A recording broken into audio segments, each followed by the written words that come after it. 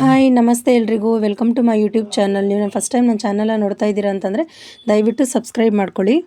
ಬನ್ನಿ, ಭಾಗ್ಯಲಕ್ಷ್ಮಿ ಸೀರಿಯಲ್ ಇವತ್ತಿನ ಸಂಚಿಕೆಯಲ್ಲಿ ಏನಾಗ್ತಿದೆ ಅಂತ ನೋಡೋಣ. ಸಂಚಿಕೆ ಮೊದಲಿಗೆ ಆದಿಯವರು ದೇವಸ್ಥಾನದಲ್ಲಿ ಏನಾಗ್ತಿದೆ ಅಂತೇಳಿ ಇಡ್ಲಿ ಡೆವಿಲ್ಗೆ ಫೋನ್ ಮಾಡಿ ತಿಳ್ಕೊಳ್ಳೋಣ ಅಂತ ಹೇಳ್ಬಿಟ್ಟು ಕನ್ನಿಕಾಗೆ ಕಾಲ್ ಮಾಡ್ತಾ ಇರ್ತಾನೆ. ಅಷ್ಟರಲ್ಲಿ ಕನಿಕ ಅವ್ರದ್ದು ಇದೆಲ್ಲ ಬರೀ ಡ್ರಾಮಾನೇ ಆಯಿತು ಅಂತ ಬೈಕೋತಾ ಇರ್ತಾರೆ. ಆದಿ ಅಷ್ಟರಲ್ಲಿ ಕಾಲ್ ಮಾಡ್ತಾನೆ. ಕಾಲ್ ರಿಸೀವ್ ಮಾಡ್ಕೊಂಡು ಹಾಯ್ ಬ್ರೋ ಎಲ್ಲಿದೆಯಾ ಅಂತ ಕೇಳ್ತಾರೆ. ನಾನು ಕ್ಲಬ್ಬಲ್ಲಿ ಇದ್ದೀನಿ ಕನಿಕಾ, ಅದೇ ಹೇಳಿದ್ನಲ್ಲ ಒಬ್ರನ್ನ ಮೀಟ್ ಮಾಡಬೇಕು, ಅವ್ರು ಎಷ್ಟು ಒಳ್ಳೆ ಟ್ಯಾಲೆಂಟ್ ಗೊತ್ತಾ, ಅವ್ರು ಎಂಥ ಒಳ್ಳೆ ಐಡಿಯಾ ಫಿಕ್ಸ್ ಮಾಡಿದ್ದಾರೆ ಅಂತ ಗೊತ್ತಾ ನಿನಗೆ. ಈ ಐಡಿಯಾ ಸರಿಯಾಗಿ ಎಕ್ಸಿಕ್ಯೂಟ್ ಆಯಿತು ಅಂತಂದರೆ ನಮ್ಮ ಕಂಪ್ನಿಗೆ ಒಳ್ಳೆ ಹೆಸರು ಬರುತ್ತೆ. ಸರಿ ಬ್ರೋ ಓಕೆ ಅಂತ ಅಂತಾರೆ. ಬ್ರೋ ನೀವು ಇಲ್ಲಿ ಇರಬೇಕಿತ್ತು. ಆ ಭಾಗ್ಯ ಎಂಥ ದೊಡ್ಡ ಚೀಟರ್ ಗೊತ್ತಾ, ನಮಗೆ ಮೋಸ ಮಾಡಿ ಪಾತ್ರೆಗಳಿಗೆ ಪಂಚಲೋಹದ ಪ್ಲೇಟಿಂಗ್ ಎಲ್ಲ ಮಾಡಿಸಿದಾಳೆ ಬ್ರೋ ಅವಳು. ಬರೀ ಅವ್ರದ್ದೆಲ್ಲ ಡ್ರಾಮಾನೇ ಅಂತ ನಾನು ನಿಮ್ಗೆ ಹೇಳಿದ್ದೆ ಅಲ್ವಾ, ನಮಗೆ ಗೊತ್ತಾಗಲ್ಲ ಅಂತ ನಮ್ಮನ್ನು ಫೂಲ್ ಮಾಡೋಕ್ಕೆ ನೋಡಿದಾಳೆ ಬ್ರೋ. ನೀನು ನೋಡಿದ್ರೆ ಸುಮ್ಮನೆ ಅವಳಿಗೆ ಸಪೋರ್ಟ್ ಮಾಡ್ತೀಯ, ಅವ್ರ ಹತ್ರ ಖರ್ಚು ಮಾಡಿಸ್ತಾ ಇದ್ದೀವಿ ಅಂತ ಹೇಳ್ತೀಯ ನೀನು. ನೋಡಿ ಎಂಥ ಕೆಲಸ ಮಾಡಿದ್ದಾಳೆ. ವಾಟ್ ದ ಹೆಲ್, ಆ ಭಾಗ್ಯ ಸ್ವಾಭಿಮಾನಿ ಅಂತ ಅಷ್ಟು ಭಾಷಣ ಮಾಡ್ತಾರೆ, ಮಾಡೋದೆಲ್ಲ ಇಂಥ ಕೆಲಸನ. ನನ್ನ ಮೂಡ್ ಹಾಳಾಯಿತು ಅಂತ ಹೇಳ್ಬಿಟ್ಟು ಈ ಕಡೆ ಆದಿಯವರು ಕೋಪ ಮಾಡ್ಕೋತಾ ಇರ್ತಾರೆ. ಈ ಕಡೆ ಕನಿಕಾ ಅವರು ಅವ್ರ ಅತ್ತೆ ಭಾಗ್ಯ ಇಷ್ಟೊತ್ತಾದ್ರೂ ಬರದೇ ಇರೋದು ನೋಡಿದ್ರೆ ಆ ಭಾಗ್ಯ ಕಾಸಿಲ್ಲ ಅಂತ ಹೇಳ್ಬಿಟ್ಟು ಓಡೋಗಿದ್ದಾಳೆ ಅಂತ ಅನ್ಕೊತಾ ಇರ್ತಾರೆ. ಆಗ ಭಾಗ್ಯ ಅವ್ರ ತಂದೆ, ಕನಿಕಾ ನೀನು ಹಾಗೆಲ್ಲ ಮಾತಾಡಬೇಡ, ನನ್ನ ಮಗಳು ಆ ಥರದೊಳಲ್ಲ, ನನ್ನ ಮಗಳು ಸಾಮಾನು ತರಕ್ಕೆ ಹೋಗಿರೋದು ನನ್ನ ಮಗಳು ಭಾಗ್ಯ, ಖಂಡಿತ ಬಂದೇ ಬರ್ತಾಳೆ ಅಂತ ಅಂತಾರೆ. ಅಷ್ಟರಲ್ಲಿ ಆಟೋ ಸೌಂಡ್ ಆಗುತ್ತೆ. ಆಟೋದಲ್ಲಿ ಭಾಗ್ಯ ಮತ್ತು ಕುಸುಮ ಅವರಿಬ್ರು ಪಂಚಲೋಹ ಸಾಮಾನು ತೊಗೊಂಡು ಬಂದಿರ್ತಾರೆ.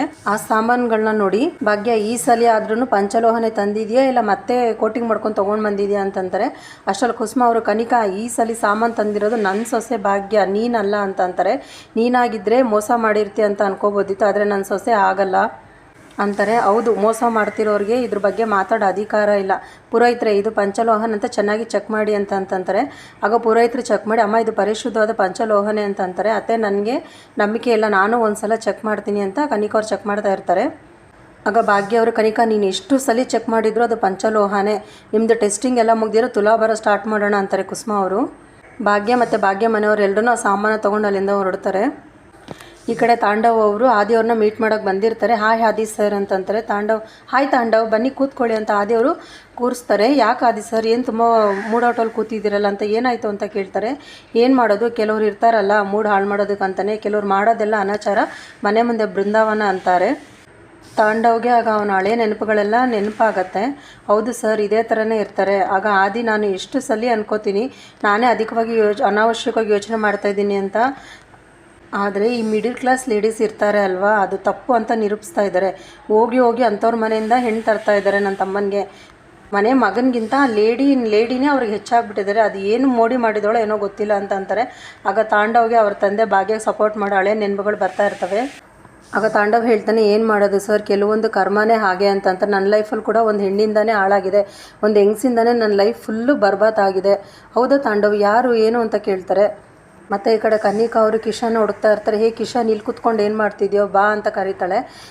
ನಾನು ಬರ್ತೀನಿ ಕನಿಕಾ ನೀನು ಹೋಗು ಅಂತಂತಾನೆ. ಆಗ ಕಿಶನ್ ತುಂಬ ಸುಸ್ತಾಗಿ ನಡ್ಕೊಂಡು ಬರ್ತಾ ಇರ್ತಾನೆ. ಆಗ ಕನ್ನಿಕಾ ಅವರು, ನಿನ್ಗೆ ಇದಕ್ಕೆ ಹೇಳಿದ್ದು, ನಿನ್ನೆಯಿಂದ ಏನು ಊಟ ಮಾಡ್ದಂಗೆ ಉಪವಾಸ ಇದೆಯಾ ನೀನು, ಮದುವೆ ಅಂತ ಈಗಲೇ ಡಯಟ್ ಮಾಡ್ತಿದ್ರೆ ಸಣ್ಣ ಆಗಲ್ಲ ಅಂತ ಅಂತಾರೆ.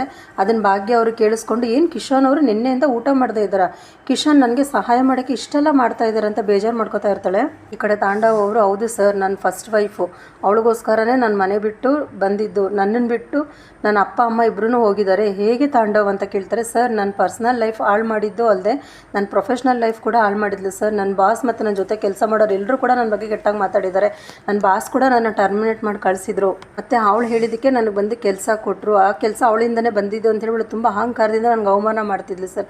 ಪ್ರತಿಯೊಬ್ಬರು ಕೂಡ ನನಗೆ ಅವಮಾನ ಮಾಡಿದ್ರು, ಅದಕ್ಕಂತಲೇ ನಾನು ಜಾಬ್ ಬಿಟ್ಬಿಟ್ಟು ಬಂದೆ ಅಂತ ಅಂತಾರೆ. ಆದಿಯವರು, ಇದು ತುಂಬ ಮೋಸ ಅಲ್ವಾ ಅಂತ ಕೇಳ್ತಾ ಇರ್ತಾನೆ. ಇವತ್ತಿಂದ ನಾನು ನಿಮ್ಮ ಜೊತೆ ಇರ್ತೀನಿ ಬ್ರೋ, ನಾನು ನಿಮಗೆ ಸರ್ ಅಲ್ಲ ನಿಮ್ಮ ಬ್ರದರ್ ಅಂತ ಅಂದ್ಕೊಳ್ಳಿ. ನೀವು ಮಾಡೋ ಪ್ರತಿಯೊಂದು ಕೆಲಸದಲ್ಲಾಗಲಿ ಪರ್ಸ್ನಲ್ ಲೈಫಲ್ಲಾಗಲಿ ಯಾವಾಗಲೂ ನಿಮ್ಮ ಜೊತೆ ಇರ್ತೀನಿ ಬ್ರೋ. ನೀವು ಕೂಡ ನನ್ನ ಸರ್ ಅಂತ ಕರಿಬೇಡಿ, ಬ್ರೋ ಅಂತಲೇ ಕರೀರಿ ಅಂತಂತಾರೆ. ಈ ಕಡೆ ಎಲ್ಲರೂ ಕೂಡ ತುಲಾಭಾರ ಮಾಡೋಕ್ಕೆ ಅಂತ ಹೇಳ್ಬಿಟ್ಟು ಬಂದಿರ್ತಾರೆ. ಎಲ್ಲರೂ ಸಂಕಲ್ಪ ಮಾಡ್ತಾ ಇರ್ತಾರೆ.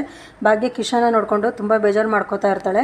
ತುಲಾಭಾರ ತಕ್ಕಡಿ ಮೇಲೆ ಕಿಶನ್ನ ಕೂರಿಸ್ಬಿಟ್ಟು ಪಂಚಲೋಹದ ಒಂದೊಂದೇ ಪಾತ್ರೆಗಳನ್ನು ಇಡ್ತಾರೆ. ಆ ಸಾಮಾನಿಂದ ಕಿಶನ್ ತೂಕ ಬರೋದಿಲ್ಲ. ಈ ಕಡೆ ಸುನಂದ ಅವರು ಅವಾಗಲೇ ತಂದಿರೋ ಸಾಮಾನಲ್ಲಿ ಸ್ವಲ್ಪ ಪಂಚಲೋಹದ ಸಾಮಾನು ಕೂಡ ಇದೆ, ತೊಗೊಂಡ್ಬಿಡ್ಬಾ ಅಂತ ಪೂಜಾಗೆ ಹೇಳ್ತಾರೆ. ಪೂಜಾ ಅವ್ರು ಹೋಗಿ ತೊಗೊಂಡ್ಬಂದು ಭಾಗ್ಯ ಕೈಯಲ್ಲಿ ಕೊಡ್ತಾರೆ. ಭಾಗ್ಯ ಅವರು ದೇವ್ರನ್ನ ಪ್ರಾರ್ಥನೆ ಮಾಡಿಕೊಂಡು ಅಲ್ಲಿಡ್ತಾರೆ. ತೂಕ ಬಂದು ಅವಾಗ ಸರಿ ಬರುತ್ತೆ. ಎಲ್ರಿಗೂ ತುಂಬ ಖುಷಿ ಆಗುತ್ತೆ. ಆದರೆ ಮೀನಾಕ್ಷಿ ಮತ್ತು ಪೂಜಾಗೆ ಮಾತ್ರ ತುಂಬಾ ಶಾಕ್ ಆಗುತ್ತೆ. ಈ ಕಡೆ ಕಿಶನ್ ಅವರು, ದೇವರೇ ನನ್ನ ಕಡೆಯಿಂದ ನಮ್ಮ ಮನೆಯವ್ರ ಕಡೆಯಿಂದ ಪೂಜಾಗೆ ಮತ್ತು ಪೂಜಾಕ್ಕಾಗಿ ತುಂಬ ಕಷ್ಟ ಆಗಿದೆ, ದಯವಿಟ್ಟು ಇದಕ್ಕೆ ಮೇಲಾದರೂ ಎಲ್ಲನೂ ಒಳ್ಳೇದಾಗೋ ಥರ ಮಾಡಿಕೊಡು ಅಂತ ಹೇಳಿಬಿಟ್ಟು ಕಿಶನ್ನು ಬೇಡ್ಕೋತಾ ಇರ್ತಾರೆ. ಆಗ ಅವ್ರ ಮನೆಯವರೆಲ್ಲನೂ ಬಂದು ಕಿಶನ್ ಎಬ್ರಿಸಕ್ಕಂತ ಬರ್ತಾರೆ. ಎಬ್ಸೋಕೋದಾಗ ಕಿಶನ್ ಅವರು ತಲೆ ಸುತ್ತಿ ಬಿದ್ದೋಗ್ಬಿಡ್ತಾರೆ. ಎಲ್ರಿಗೂ ಶಾಕ್ ಆಗುತ್ತೆ. ಅಲ್ಲಿಗೆ ಇವತ್ತಿನ ಸಂಚಿಕೆ ಮುಕ್ತಾಯ ಆಗುತ್ತೆ ಫ್ರೆಂಡ್ಸ್.